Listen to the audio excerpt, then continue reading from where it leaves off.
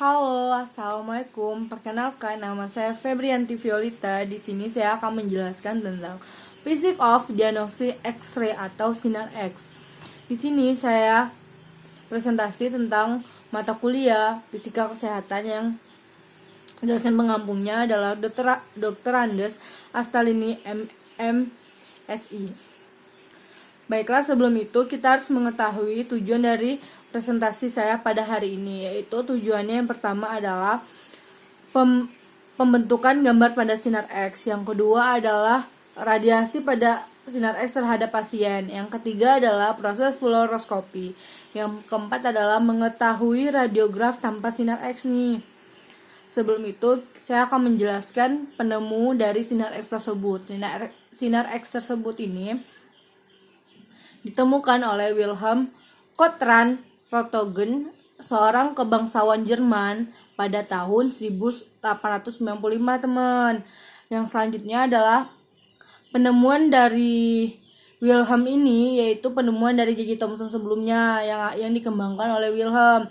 Pada penemuan kedua ini, percobaannya itu dia sebut yaitu pengamatan elektron, yaitu pengamatan elektron yang keluar dari katoda menuju anoda yang berada pada tabung kaca hampa. Yang selanjutnya adalah pembentukan sinar X. Pembentukan sinar X pertama kali ini yaitu sebuah sinar X yang dia memerlukan sebuah film. Nah, film tersebut itu yaitu merekam pada gambar-gambar pada proses pada sinar X tersebut. Yang kedua adalah bola lampu besar, yaitu menghasilkan bayangan kabur.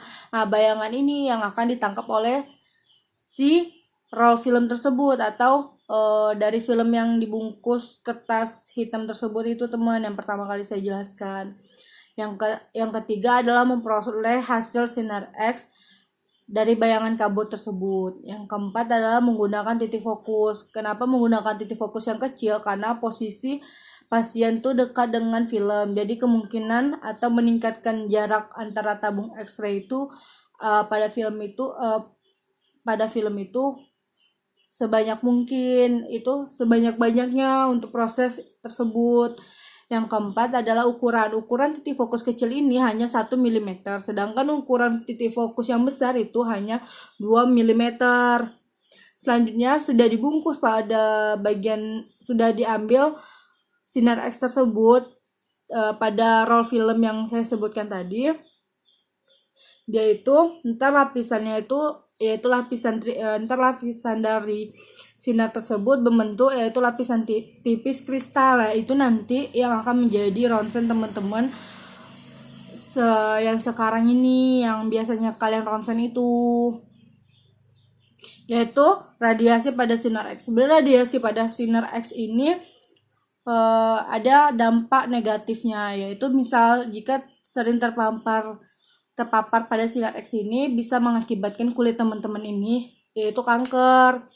Yang kedua itu juga DNA teman-teman pada melakukan sinar X ini kan itu terpapar juga tuh. Nah, sel-selnya itu juga bisa mati pada orang yang sering melakukan sinar X tanpa anjuran dokter.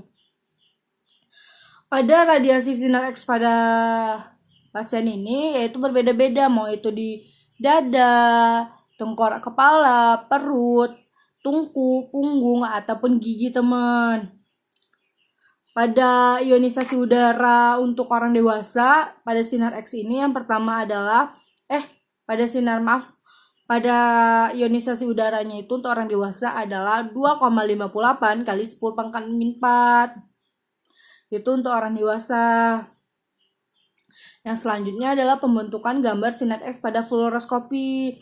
Fluoroskopi ini adalah cara memeriksa menggunakan sifat tembus. Sifat tembus di sini adalah sinar X ronsen dengan suatu takwir yang bersifat imunisasi.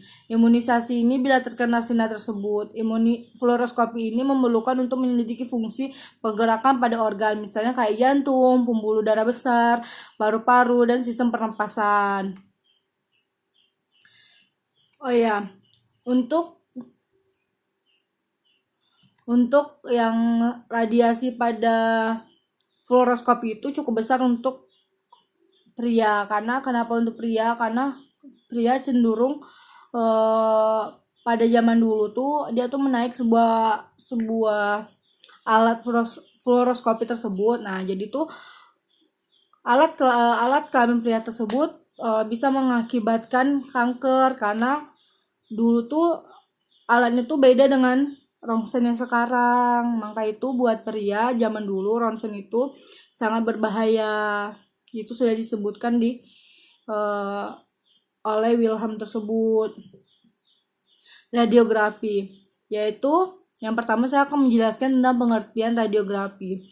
Radiografi ini adalah proses digitalisasi gambar yang menggunakan IP atau imaging plane. Imaging plane ini adalah komponen utama pada sistem siar yang berfungsi menyimpan energi sinar X. Atau imaging plane ini terbuat dari bahan fotolistik manual inspotor source, yaitu dengan menggunakan image plane ini biasanya tuh lebih mudah karena dia tuh menggunakan teknologi digital. Prinsip kerja radiografi pada komputer nih. IP ini telah dia tuh telah ditemukan dan dimasukkan dalam slot pada IP tersebut biar lebih mudah pada prinsip kerjanya, yaitu pembacangan bayangan pada image plane dan tampilan pada gambar siar. Nah, itu prinsip kerja dari radiografi.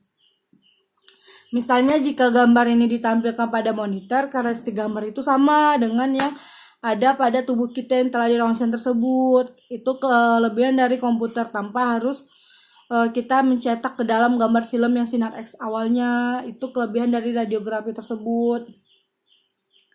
Sekian presentasi saya hari ini tentang sinar X. Semoga teman-teman mengetahui atau menyimak materi yang saya jelaskan. Terima kasih sebelumnya dan wassalamualaikum warahmatullahi wabarakatuh.